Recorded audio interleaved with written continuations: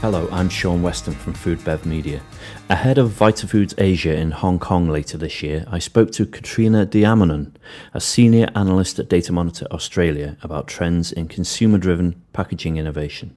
Katrina, you're a senior analyst at Data Monitor Australia, and you're attending VitaFoods Asia 2012, aren't you, this year? That's right. It's taking place in Hong Kong from the 5th to the 7th of September, and I think it's the second time this is happening. So we're expecting, it was a really successful event last year, and so we're expecting it to double in size, and we're hoping that it will be even bigger than last year, so it's quite exciting. VitaFoods seems to get bigger every year. I attended VitaFoods Europe this year. It was a fantastic event. I imagine VitaFoods Asia will be along those similar lines. Yes, definitely, particularly because the nutraceutical and functional food market in Asia is quite mature in certain markets, so there's a lot of interest in these areas. Fantastic. Well, you're doing a seminar there, aren't you? If I've got the title right, please correct me if I'm wrong. It's the 10 Trends to Watch in Consumer-Driven Packaging Innovation. That's right. It's quite a mouthful, but I wanted to make sure that it's not a focus necessarily on technology, but more what consumers want to see in packaging. It's a lot of consumer insight supplemented by product examples. So it's not necessarily on the technical side, but a lot more on what consumers want. Okay, so it's more about the future of packaging information or design and type of packaging, is that right? Exactly. So everything from packaging information and labeling, the information that consumers want to see, to formats as well. So packages that facilitate on-the-go consumption or portion control. So things like that. Packaging that assists in consumers' sort of evolving lifestyles. By packaging information, do you mean topics such as health claims, for instance? Exactly. So we're finding that consumers not only are interested in front of pack claims and marketing, but they're also turning the product around and looking at nutritional panels, ingredients list, and they're showing a lot more sophistication in terms of what they're looking for in a product, and they're not necessarily taking marketing and product claims at face value. They're well researched, and they're willing to be proactive in making sure that these claims are credible and substantiated. It's such a big topic at the moment, isn't it?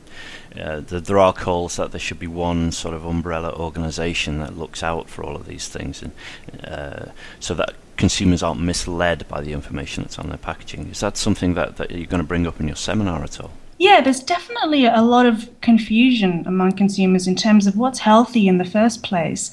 There's a lot of conflicting ideas about how to eat healthy and different approaches to nutrition. So something, for instance, like traffic light labeling can really give consumers just a really simple, easy way of identifying what's healthy.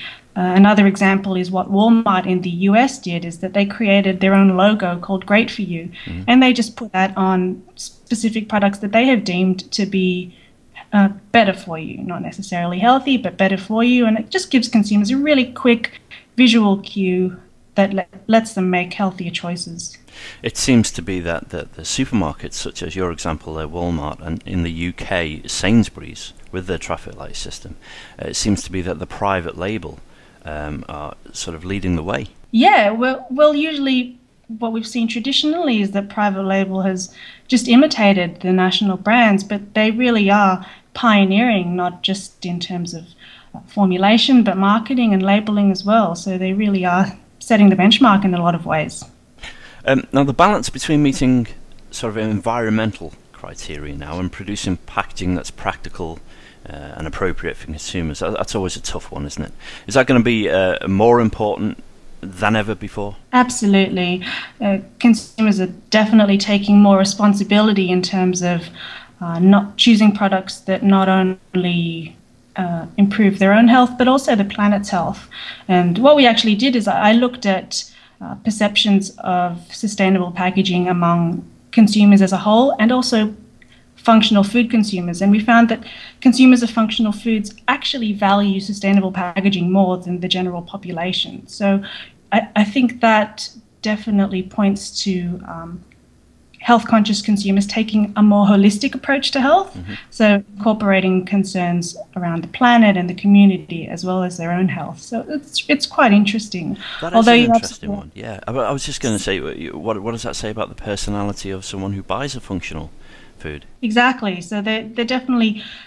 It's more a multifaceted approach to health. It's not just what's better for me, but what's better for the planet. But yeah, I definitely think you're right in that there can be a conflict there. There was a famous case study, I think it was last year, of Sun Chips, and they released a sustainable packaged chip product, which I think was biodegradable and really sustainable. Had very strong green credentials, but what they found was that it was too noisy. It made too much of a crunchy sound, and it was annoying people in movie theaters, and it was discontinued because of that. So there is only consumers aren't prepared to forfeit the product experience for sustainable credentials. There's only so far that they'll go. So it is an interesting balance. That is a tough balance. Do you think it will lean one way or the other? I think definitely sustainable packaging is going to increase in importance, and it's going in very different directions as well. One of the things I'll be talking about in my presentation is the emergence of edible packaging. So it's taking sort of usable packaging to a whole other level. A professor in the United States created WikiCells, which is this sort of edible membrane made of sugar. It's sort of like an orange casing, and it sort of self-contains ice cream or anything, even a liquid, and it's edible. So innovations like that are still. It still has a lot of obstacles to overcome in terms of psychological barriers and hygiene issues. Yeah. I've read about those before, to be honest, and the first thing that came in my head was, well, who's handling that and who's putting it on shelf? There's definitely some skills they have to sort out, but that's the direction it's going. It's really interesting. Very interesting. And in terms of other technology and innovation, we've had the labelling of QR codes and the use of social media on package, 2D barcodes, augmented reality, etc. Is this trend set to continue? Yeah, I'm not sure how useful augmented reality technology is for functional foods. It's a lot more for sort of the more fun, younger skewing products like confectionery and perhaps spirits or beer or something like that. But QR codes are definitely useful and definitely an emerging technology in terms of just facilitating more information for consumers, which is what they want, particularly consumers of functional foods who are very engaged in product information. So I definitely think we'll see more of that.